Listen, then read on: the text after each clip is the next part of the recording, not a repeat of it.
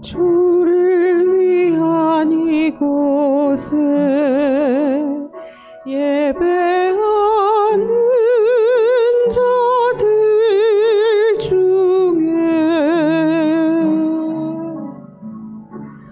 그가 찾는 이 없어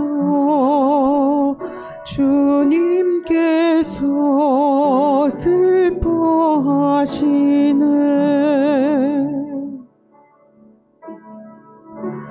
주님이 찾으시는 그 한 사람, 그 예배자,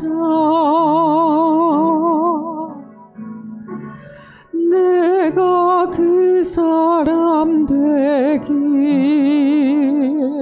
간절히 주께 예배하네. 주 은혜로 이곳에 서 있네. 주 임재에 엎드려 절하네. 그 어느 것도 난 필요 없네. 주님만 경배해. 주 은혜로 이곳에 서 있네. 주 임재에 엎드려 절하네. 그 어느 것도 난 필요 없네. 주님만 경배해.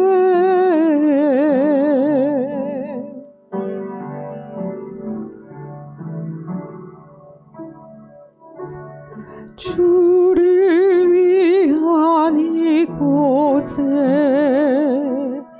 예배하는 자들 중에 그가 찾는 이 없어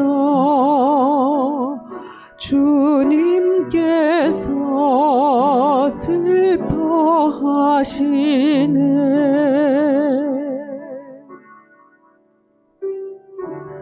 주님이 찾으시는 그 한 사람, 그 예배자,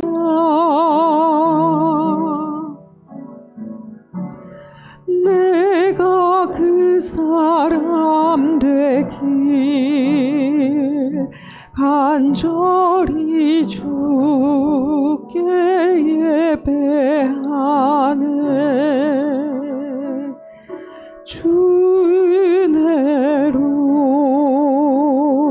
이곳에 서 있네. 주 임재에 엎드려 절하네. 그 어느 것도 난 필요 없네. 주님만 경배해. 주 은혜로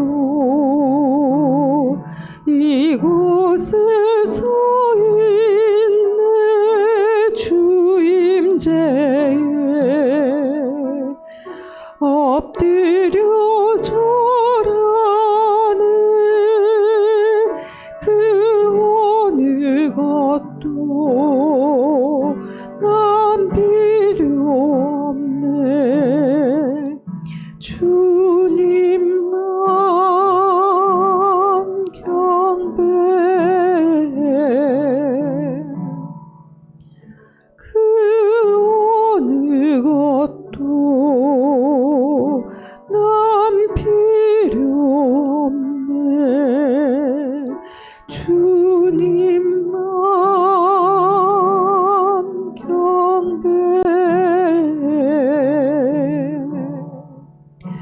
주님만 경배.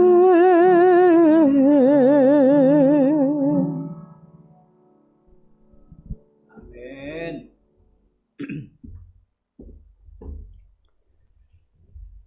오늘 말씀의 제목은 환난은 소망을 만든다입니다. 사람들은 고난이 오면 쉽게 이렇게 생각합니다. 내가 뭔가 잘못했나? 하나님이 나를 버리셨나?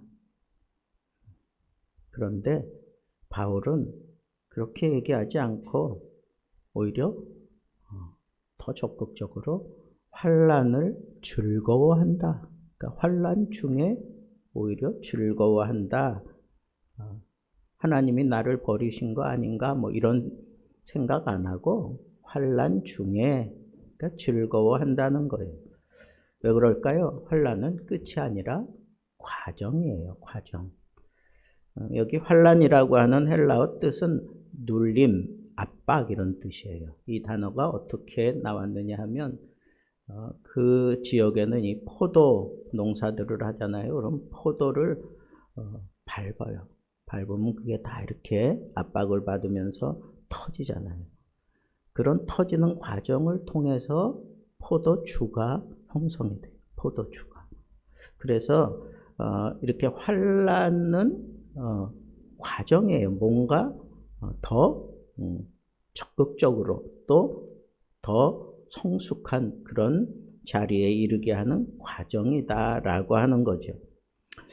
그리고 환난을 우리가 생각할 때 오늘 표현해 보니까 환난은 인내를 만든다 그렇게 얘기해요. 환난은 인내라고 하는 그 헬라어의 뜻을 들여다보면 도망가지 않는 힘이다. 도망가지 않는 힘이다. 끝까지 버틴다 하는 그런 거죠. 그래서 여러분 우리의 믿음은 문제가 없는 삶이 아니에요. 그걸 추구하는 게 아닙니다. 문제는 여전히 있겠지만 우리가 그 문제 속에서 포기하지 않고 끝까지 버텨내는 거 그게 믿음이고 성숙한 믿음이다라고 얘기할 수 있습니다. 우리가 잘 아는 닉 부이치치도 자기의 이 비관 삶에 대한 그 비관을 하고 자살 시도도 하고 그랬다 그랬잖아요.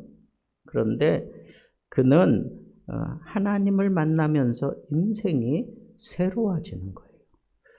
제가 한번 그 닉 부이치치가 막 나와서 뭐 간증하고 그러는 걸 이렇게 물끄러미 바라보다가 내가 만약에 정말 팔도 없고 다리도 없으면 저렇게 웃을 수 있을까?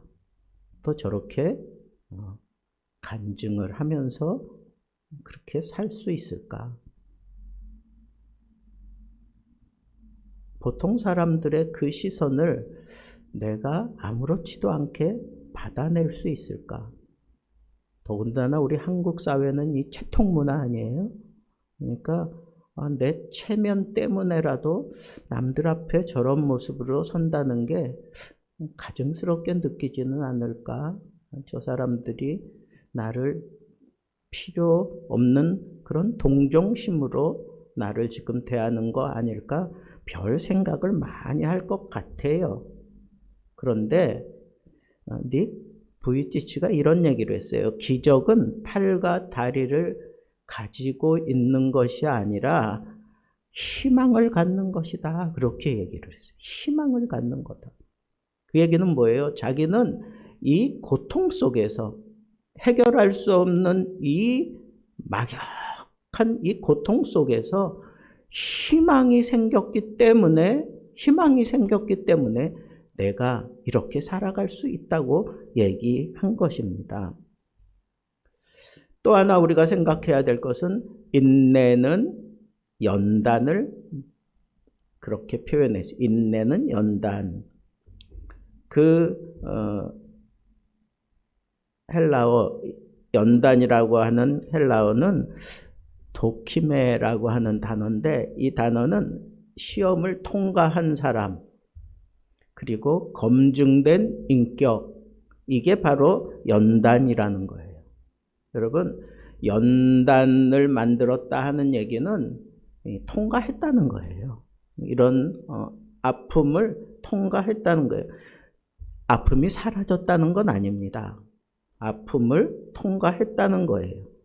금이 불 속에서 순금이 되듯이 믿음도 시험 속에서 이렇게 통과하고 나면 놀라운 그런 삶이 새롭게 펼쳐지는 것과 같습니다. 누가 그런 모습으로 우리에게 다가옵니까? 요셉, 감옥에서 그가 통과되고 난 이후에 제가 늘 얘기하잖아요.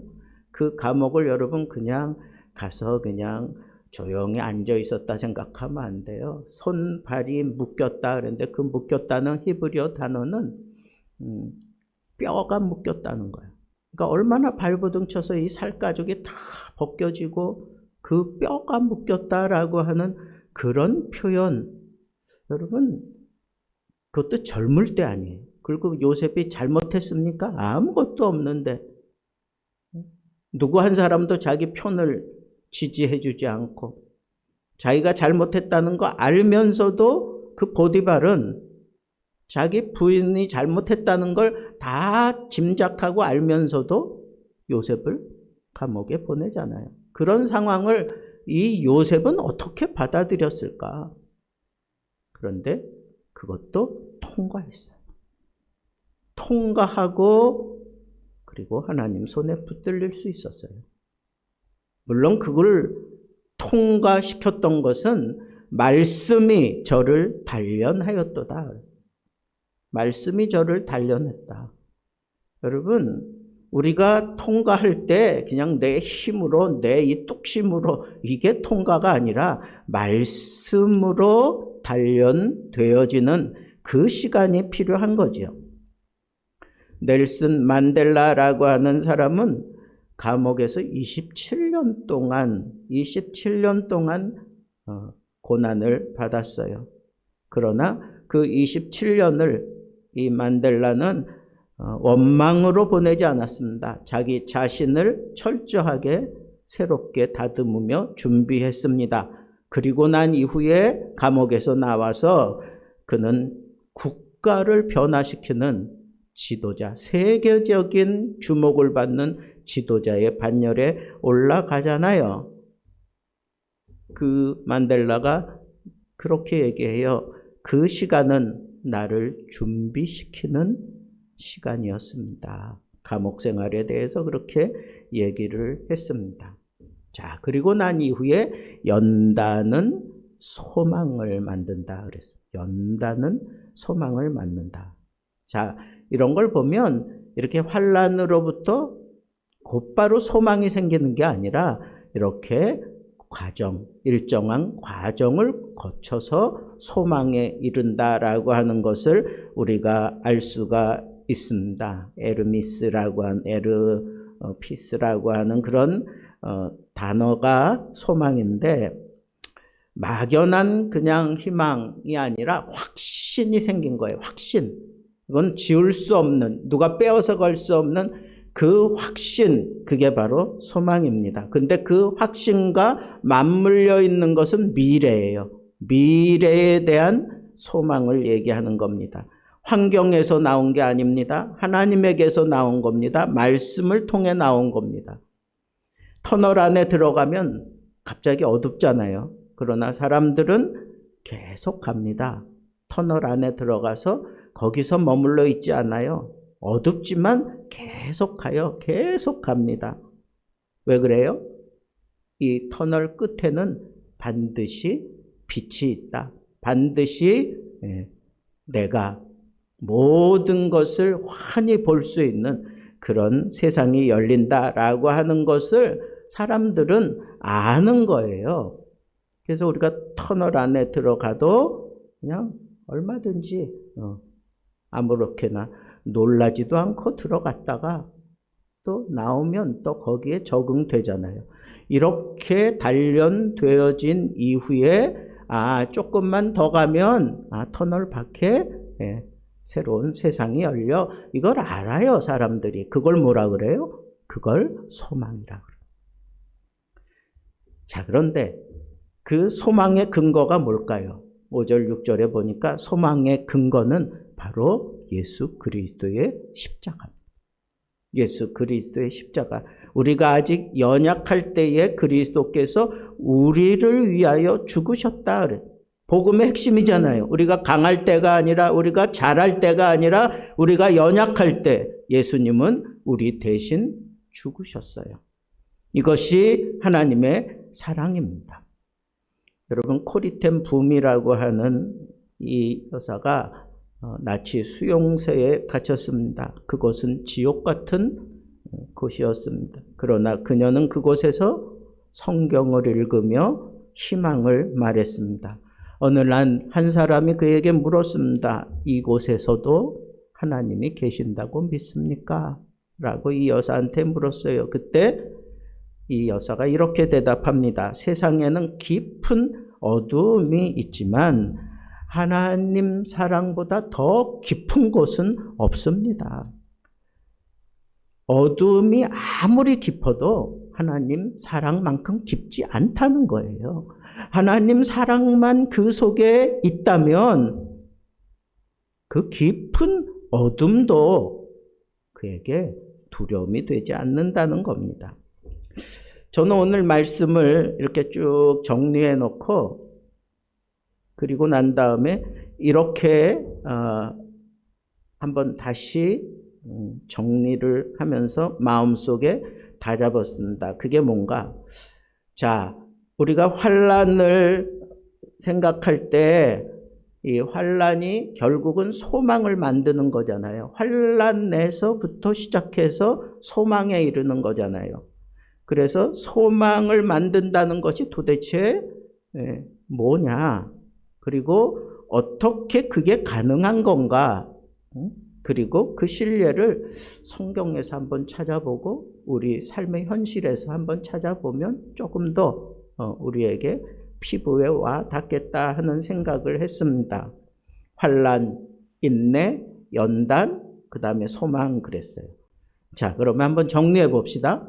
환난이 소망을 만든다라고 하는 것은 우리가 앞에서 살펴봤듯이 그 환난은 압박 눌림이라 그랬잖아요. 그래서 삶을 짓누르는 상황, 그런 환난을 우리가 당할 때 그때 우리는 뭘 바라봐야 되느냐? 그때 뭘 바라봐야 되느냐? 여러분, 환난이 인내 뭐 이런 요게 아니라 여기서 점프해가지고 어디를 봐야 돼요? 저 마지막 과정엔 소망을 봐야 돼요.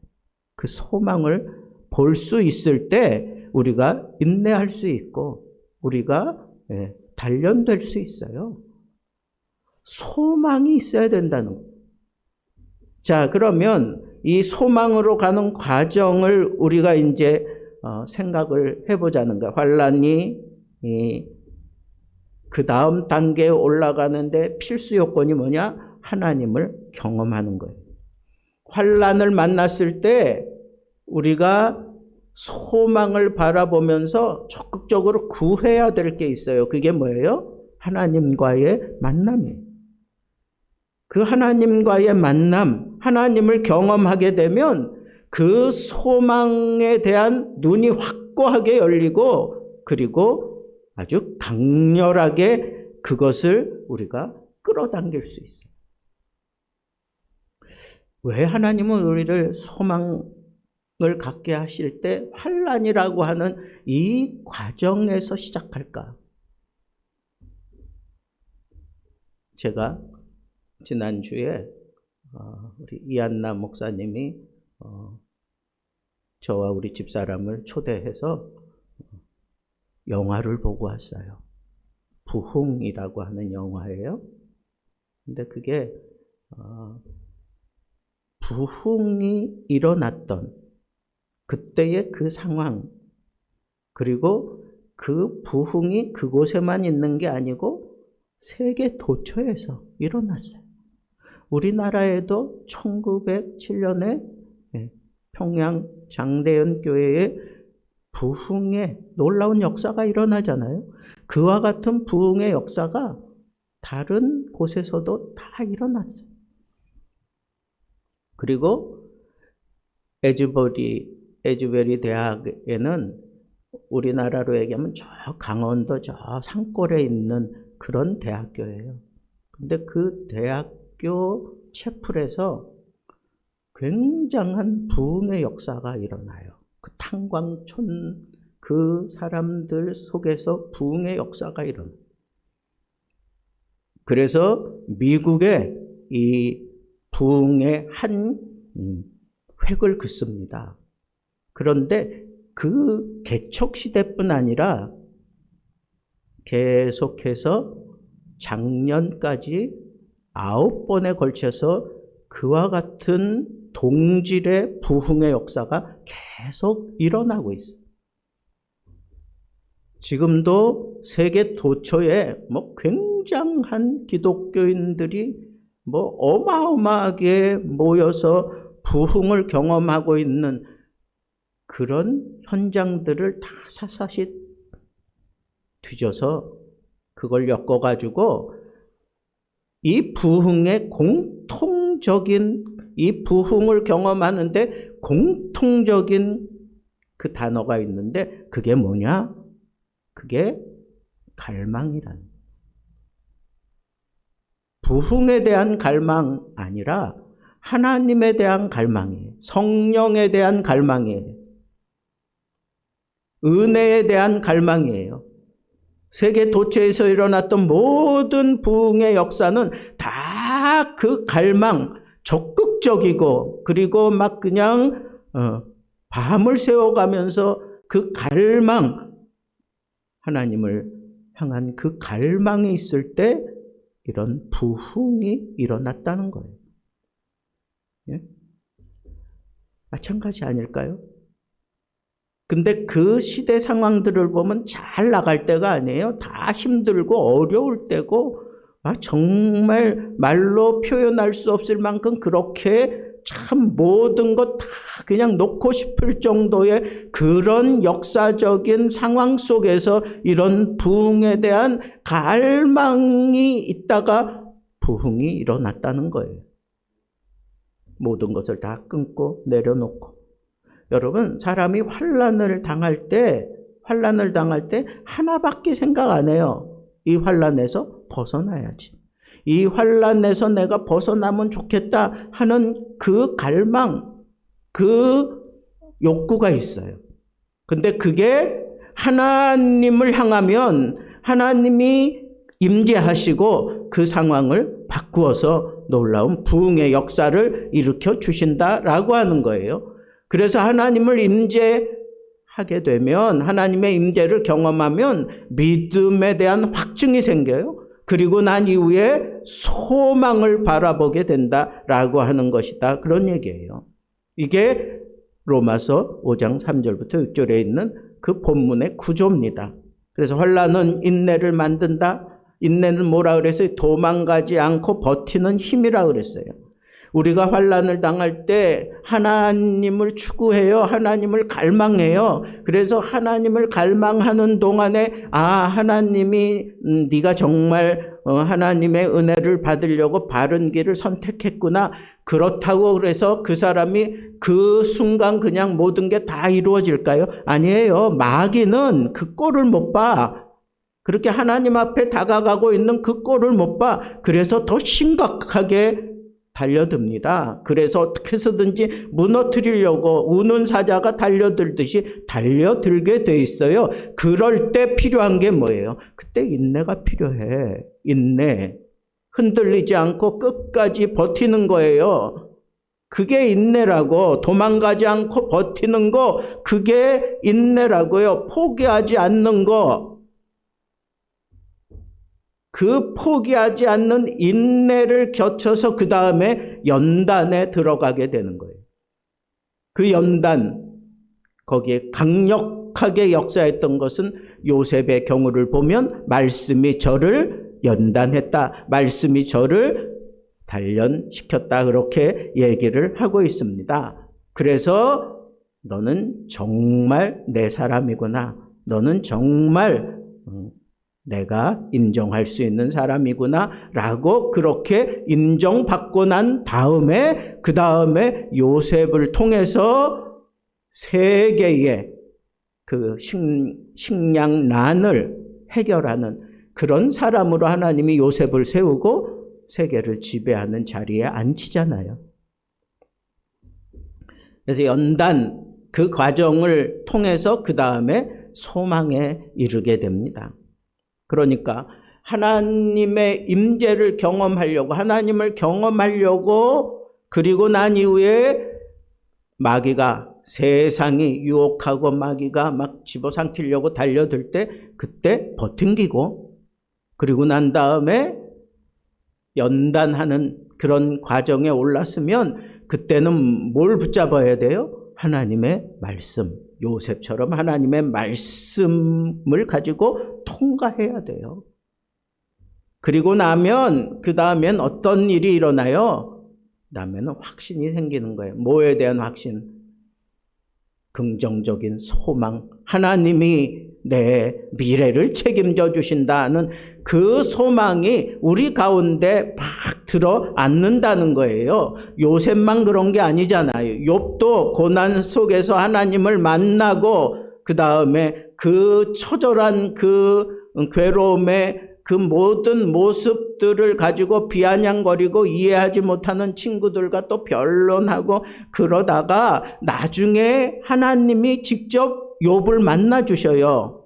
그 욥이 하나님을 경험하고 난 다음에 뭐라고 고백합니까? 내가 주께 대하여 귀로만 들었었는데 이제는 눈으로 보게 되었습니다. 라고 그렇게 얘기를 해요. 그리고 난 이후에 하나님께서 욥에게 복을 주셔요. 그래서 다시 자녀들을 10명으로. 이번에는 그 딸들이 얼마나 이쁜지 성경에 그 이름이 기록될 정도로 더 성숙하고 더 아름답고 더 멋진 그런 자녀들을 주고 그 다음에 물질도 넘치도록 배가 되도록 하나님께서 주셨던 것을 우리가 알게 된다라고 하는 거예요. 여러분, 현실에서는 제가 앞에서 얘기했듯이 코리텐 붐이나 그리고 그 독일의 신학자면서도 그리고 강렬하게 역사하다가 감옥에서 그냥 순교했던 그런 유명한 목사님, 본회퍼 같은 목사님도 이런 과정을 겪어가는 그 모습을 당당하게 보여주다가 그는 정말 순교를 해요. 순교를 합니다. 그러면서도 멋진 말을 남기고 순교를 해요. 그래서 지금도 그 목사님을 추종하는 그런 사람들이 얼마나 많은지 몰라요. 만델라 같은 경우도 마찬가지입니다. 그가 이런 과정을 겪어서 그 다음에 소망을 그 백성들에게, 세계 모든 사람들에게 보여줄 수 있었던 겁니다. 환란이 소망을 만드는 궁극적인 목적이 뭡니까? 환란이 소망을 만드는 이걸 이제 우리는 알겠어요. 인내하고 연단하고 그다음에 소망에 이르는 거 알겠어요. 그런데 하나님께서 왜 이런 과정을 거쳐서 환란 중에 있는 사람을 소망을 바라보게 하시는 걸까요? 그것은 예수 그리스도의 십자가를 드러내기 위해서예요. 여러분, 이 환란을 겪는 사람들, 그 속에서 역사하는 하나님을 경험하면서 사람들이 느끼는 그 핵심이 뭐겠어요? 그리스도의 사랑이에요. 사랑입니다. 인내하는 이유가 뭘까요? 그것도 바로 그리스도의 사랑이에요. 연단되고 난 이후에 영안이 활짝 열려지면 그 사람은 그 속에 뭐가 꽉 들어박힐까요? 그리스도의 사랑이에요. 십자가의 사랑이에요. 이 모든 것들의 총화가 바로 십자가의 사랑이에요. 그래서 그렇게 얘기하는 거예요. 환난이 소망을 만드는 궁극적인 이유는 소망이 우리를 부끄럽게 만들지 않는 거예요. 그런데 그 부끄럽지 않게 만드는데 나에게 가장 강력한 힘을 제공하는 게 뭐냐? 십자가다. 그런 얘기. 십자가.